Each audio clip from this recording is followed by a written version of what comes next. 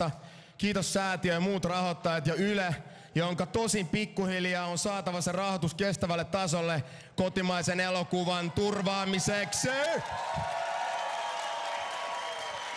Kiitos Cineworksi, kiitos Pätärijengi, kaikki ruumiit, jotka makas miinusasteesta pitkät ajat, Olli Kivioja ja myös Timo, Tilkasen perhe, kaikki frendit tutuista täteihin, Nirvanasta riskiryhmää, Puhuriin, Lintumiesklubista, N06, Reilivelistä, Kummilapsiin, systerille ja poille, Femmat Kostarikaan, mun mummille Toinille oli oikees, ihan kelpo kuva tää on.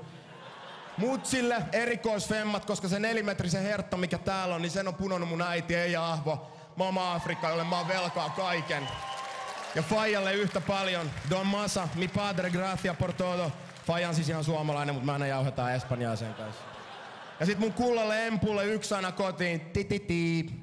Josta meidän huikeeseen työryhmään osastojen pääpahiksit seinälle, eli Jolle, Manu, Tasu, Kata, Janne, Hessu, Lari, Ricardo, Mika, Hotsku, Harri, Anne, Olli, Antti, Tytti, Juka, Tiina, Timo ja Tinke. Ja Tinkelle erikoiskiitos, koska se piti huolen, että mä sain kaikki tarvittavat dropit, kun mä makasin 177 asteen kuumeessa korva, silmä, kurkunpää, nenä ja takaraivotulehduksessa. Huikeet jengik. Näyttelijät Kari, Sinikka, Terhi, Joanna, Tilhi eli Tilkasen poika, jonka kanssa me tehtiin ekskursio metsään ennen kuvauksia. Voin sanoa, että näitä jätkiä ei ihan joka pitäjästä löydy, mutta Pöytyältä näköjään löytyy. Ja millä ilveellä unohtamatta ikuisen respekti ansaitseva taikuri Heiskanen. Ilulle! Ilu! Ilu sanoi, elämä on satua, ja sitä se tosissaan oli tuolla kuvauksessa. Ison sydämen näyttelijöitä. Petri, suurkiitokset. Hieno mies. Esko, ilman teikäläistä tarinaa ei olisi koskaan kerrottu. Ja jos mä sanoin, että Ilu on taikuri, niin saat sit jo jonkun sortin sormusten herran velho-osastoa, sillä tämmösiä tekstejä ei tule kuin kerran vuosituhannessa. Ja Sakke, nimenomaan, tosta menee lähes kaikki. Mä voin hatun pitää, mutta muuten se menee sulle. Voin vilpittömästi sanoa, että tää oli yksi huikeampi, ellei huikein prokkis tähän mennessä mun elämässä. Ja kiitos kuuluu sulle. Sulla on oikeat motiivit tehdä tätä, sä oot shamaani ukko. Sulla on touchi koko porukkaan, perheenä. Kaikki otetaan huomioon, sä pidät huole. Ja se on helvetin tärkeet tämän sairaaloisesti levittyvän individualismin boostaavan ja viihdejumpperöimien tuottavan ajan keskellä. Meillä on ego Eino joka lähtöön. Mut hiljaisuuden Eino ei olekaan ihan samanlainen jäbä.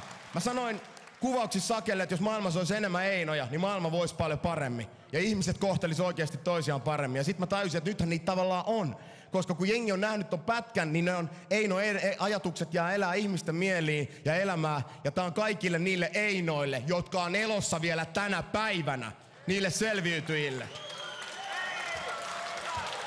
Mut nyt uudet tuulet puhaltaa. On meidän sukupolven aika. On aika, että me nostetaan inhimillisyys ja toisesta välittäminen raha ja ahneuden edelle. On meistäkin, että me ollaan se sukupolvi, joka valitsi intohimoisesti ihmisoikeuksia ympäristöä puolustavan vähemmistöön kuuluvan presidentin. Ja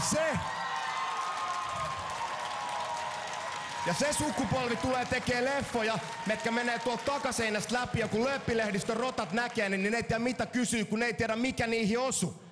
Semmosia prokkiksi, joiden myötä kyynisyys katoo, hummerit lentää takas mereen ja Terence Malik ja Lars von Trier muuttaa Suomeen, tekee seuraavan leffansa. Kiitos!